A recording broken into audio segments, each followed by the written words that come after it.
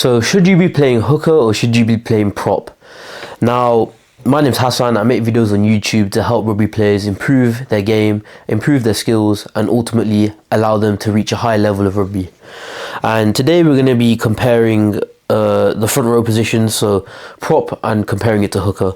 Now, I decided to make this video because I've made a couple of videos in the past just comparing different positions within the rugby team, and they seem to do quite well, and people seem to be, appreciating the insights I give. So I thought, why not make another video like that? And today we're going to be focusing on the front row. I play prop, so this is going to be a nice video for me to make. And yeah, I'm just going to be sharing a few pointers, making a few comparisons, so hopefully giving some useful insight to anyone who's a bit unsure whether they should be playing prop or if they should be playing hooker. So with that being said, guys, please do let me know if this video is useful. You can leave it a like and drop a comment if you think anything that I've mentioned in today's video could have been, improved or expanded on, or if I did actually just miss something out completely. So let's get straight into the video. So the first thing I have to mention is the fact that if we look at a hooker, they can basically more times than not be kind of very similar to a back rower, and essentially they play a role as the fourth back rower. So in terms of physique, most modern day hookers are kind of built like a flanker or even a number 8. They are more so, built for speed. If you compare a prop to a hooker, a prop's main job is to provide lots of power, and this translates into scrums, into rucks, into line-out lifting, and into mauls as well.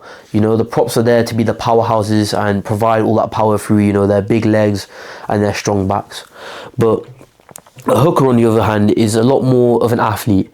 They're built for speed, and they're built for, being a lot more technical on the field in terms of attack and defense. So if we're just going to dive into a few more technical points in terms of different scenarios where there is differences between the two positions. So the first thing we're going to look at is the scrum.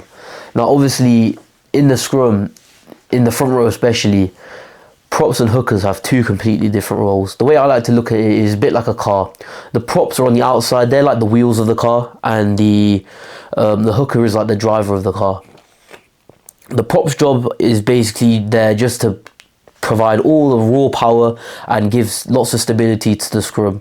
Whereas if we look at the hooker, it needs to be a lot more technical in what they're doing. Obviously, their job is to hook the ball back towards the number 8 and scrum half at the back of the scrum, and that is very important. But it's not just that simple. It's all about knowing when to strike the ball back and also when to push and how to handle all the pressure, because you've got to remember that a hooker is experiencing 15 other men pushing all that pressure onto their own neck. So they've got to be very strong but also very technical in the way that they go about their scrummaging.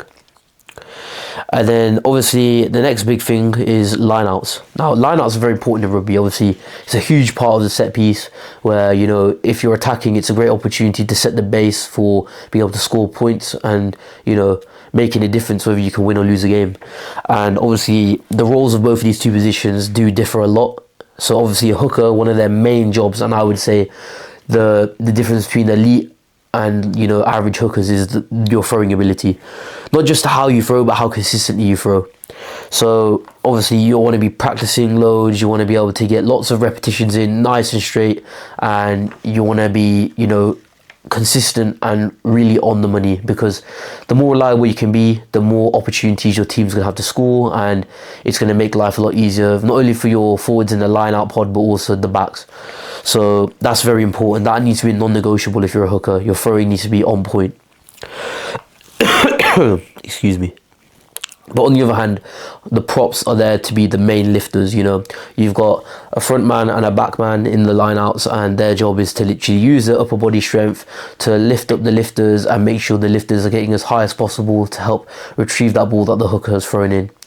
Now, obviously, I think the main difference here is obviously having the ability to throw. So if you're someone who has the upper body strength to lift, but your throwing ability isn't quite there, I'd use myself as an example. I've tried throwing a few times now, and unfortunately I just don't seem to get the hang of it. And when I do, I can have probably one good throw in about 10 attempts, so it's not going to be efficient in a game. But if if that's kind of you, I'd say probably look more to being a prop, because if you can't throw, then you can't be a hooker. It's as simple as that. But if you're someone who, you know, can throw really well, and, you know, you're quite specialized at it and you're consistent with it as well, I'd recommend, you know, looking at hooker as a long-term position for you, because being able to throw is very important for a hooker, and if you can do that consistently to a high standard, then you're moving in the right direction for sure. And then next, I just want to talk about kind of the physical toll on your body. Obviously a prop, you're going to have a lot of physical strain on your body, but I feel like it's a lot more spread out compared to a hooker. You know, within the scrums, you're going to be experiencing a lot of forces going through your neck, your back and your legs, and this also transfers into other areas of the game, like your rooking and your mauling, where, you know, you're putting your body through a lot of pressure and exerting a lot of force through your muscles. But on the other hand, I'd say that a hooker experiences a lot more pressure through their neck region. You know, as I mentioned earlier, within the scrums, when you've got 8 men on one side and 8 men on the other, and you're right in the middle of that, there's going to be a lot of pressure going through your neck, and you've got to be able to, you know, acknowledge that and be prepared for it as well. So I think having a really strong neck is important for a hooker, and just making sure you're able to absorb as much pressure as you can, because you will feel it definitely the day after a game. So just make sure you're able to anticipate that and be ready for it. But apart from that, guys, that's pretty much the video summed up there. There's some key differences there, but I'd say overall the two roles are quite similar, and I think you'll see on the pitch as well, especially at lower levels, a lot of props and hookers are kind of built the same. It's just down to their technical abilities and skills in terms of what they are more confident in, but also what they're better at executing. It's more so a case, especially in the lower levels of rugby, whoever can throw is normally thrown in at hooker, and then, you know, the props are just the bigger, bulkier, stronger lads, you know, who are kind of attached on the sides of the scrum. So once you're able to, you know, figure out what your niche is in terms of whether you want to be that powerhouse prop or if you want to be that technical hooker, then I would say just dive straight into that, learn how to improve your skills in that area for that position, and just go from there. Look to go strength to strength. And to be honest, that's pretty much the video summarized, to be fair, guys. So if you did find this video useful, please let me know.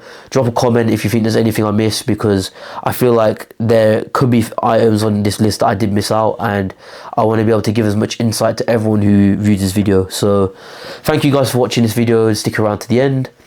I hope you guys have a great rest of your day, and thank you.